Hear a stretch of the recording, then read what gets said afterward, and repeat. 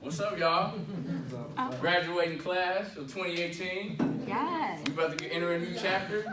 This is my industry analysis on what I want to do with my next chapter in my life, in the world that we live in, and the world that is to come, and a little bit overview of some of my past experiences. So, as we all know, we're 11 days away. We're excited, right? Some of us are feeling like we got to figure it out, like we know what we want to do. But some of us, we feeling a little anxiety, a little stress. Well, You know what I mean? Like we don't really know. There's a lot of uncertainty. And some of us, we can see the light at the end of the tunnel. We got to figure it out. We want to start businesses. But some of us, we feel like we don't know what we're good at. And of course, we all dread, thinking of the idea of us working in a small office, answering people's document requests all day, or trying to sneak in a little nap at the desk because you've been binge watching Breaking Bad all night. And for me personally, trying to get acquainted and accustomed to working with people that aren't used to working with people of culture and color.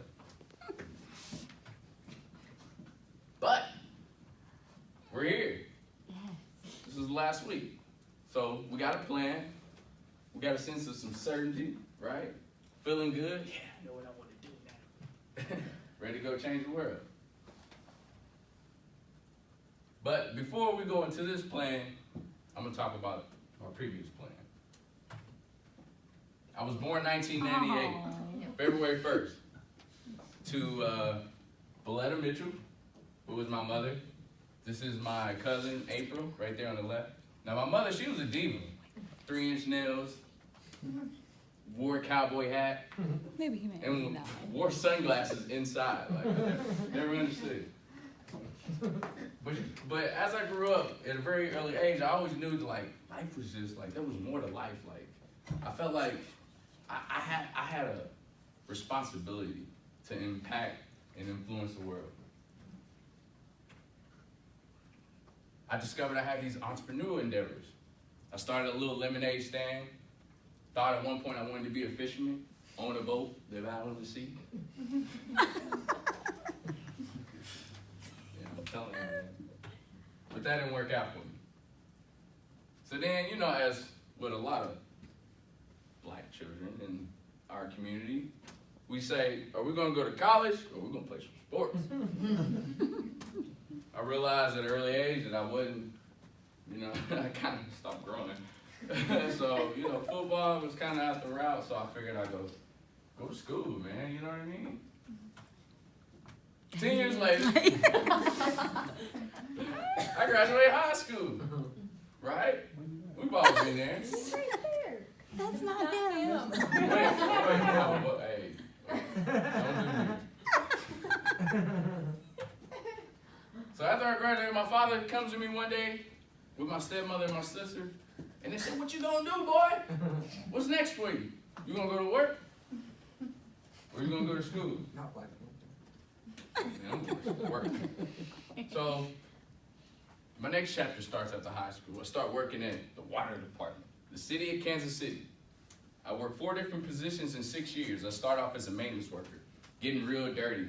It's kind of like construction. We installed and repaired catch basins and storm drains. Learn how to work in the elements, all in the cold. Realized I kind of like cold weather.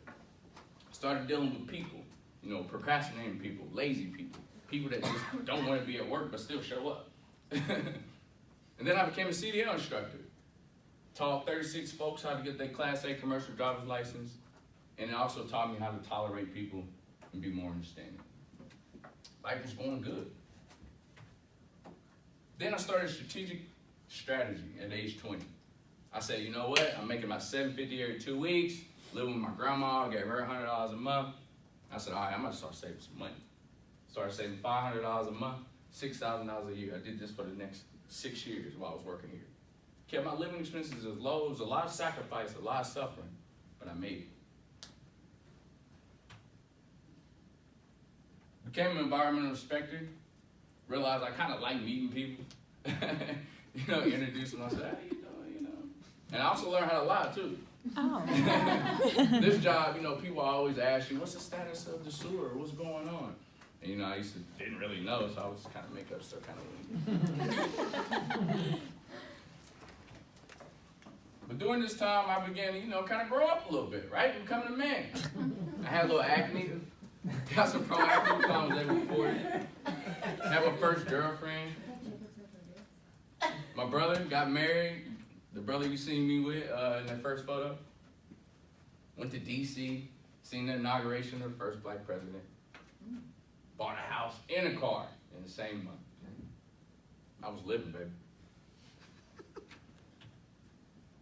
Then the 3 E's really stood out to me.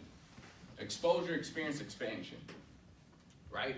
Exposure. You get exposed to something, kind of stimulates you. You acquire a new appetite. You say, man, you know, I like the way she did that. I think I want to wear my scarf like that, or get an overcoat, or wear a pair of Kohai shoes. That exposure, again, begin to allow me to use my imagination to reinvent myself. Then that experience. You know, I saw people out riding horses. Saw people out just doing different things. I said, man, I want a life like that. So I began to do new stuff. And then expansion. I'm going to acquire new ideas based off those experiences and the life that I wanted to live. Started traveling. Started using many of those resources and a lot of that money I saved up to get out and see the world. I mean, yeah, I did a lot of stuff. I mean, I was very generous with what I had. I always believed in giving and sharing. Hey, it was a good time. And then I said, you know what? I want to be my own boss. I want to start my own business. I want to be the CEO, the head honcho. So I did just that. I started a business. It was called Mr. Pashmina. It was Pashmina Scarves. You heard of Pashmina. Pashmina is a goat from the Himalayan mountains. So I just took the name and put a Mr. in front of it. So, you know, it made it my own. Had a lot of great experiences, right? Based off those jobs that I had back when I was in the industry, when I was beginning that first chapter in my life. Learn to meet people, learn how to lie to people. Things was going good. I was getting more and more exposure, becoming more popular in Kansas City, becoming more of a mogul.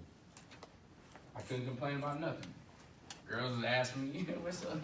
What you doing Saturday? You know, I'm like, whoa, you know, it's like, this is really happening. Fame and the fortune. Graduate, college, get my associate's degree from Penn Valley Community College.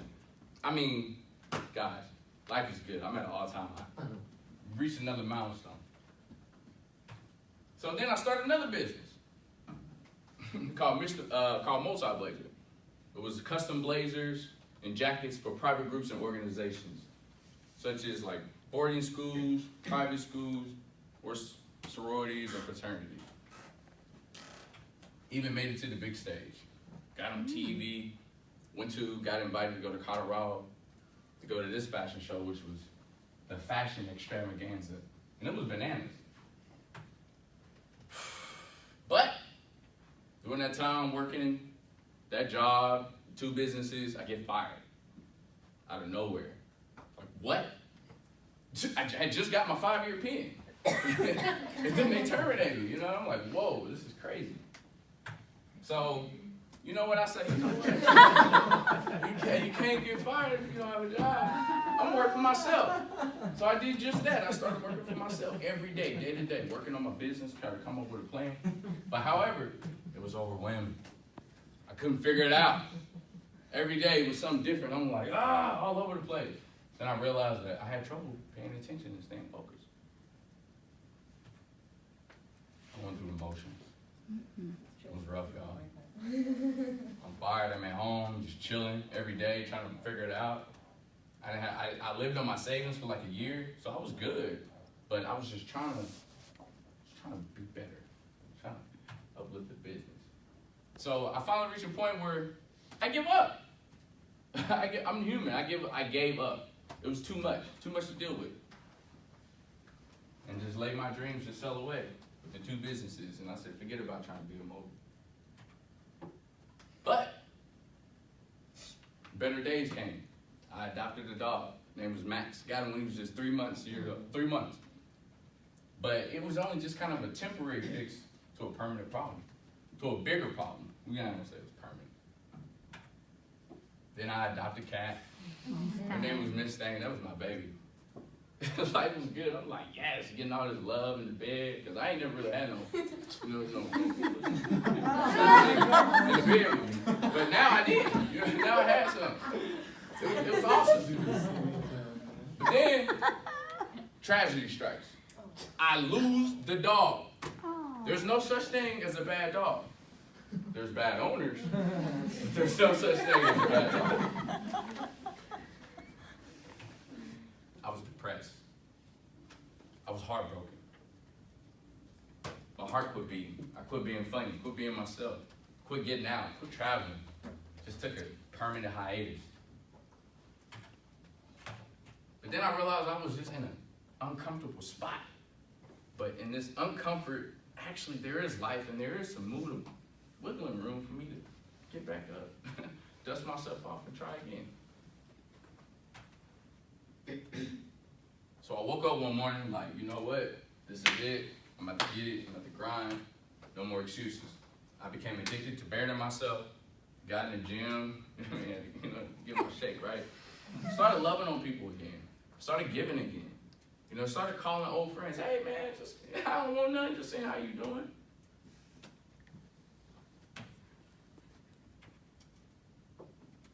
Went back to school. Really buckled down here at UMKC. My father said, don't be a statistic. Don't be a statistic. Another statistic. Invest in yourself. And I did just that. And here we are today. It's like, what? Feeling relief. Because we only got a week left. And now I'm in position to be working at Cerner, and things are back on the open up.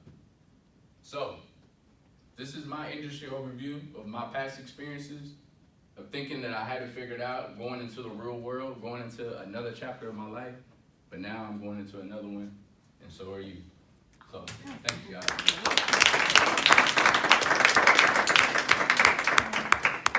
Yes. Did you just upload that picture? I know, right? I mean, Yes. you had to. Have you ever thought about doing public speaking?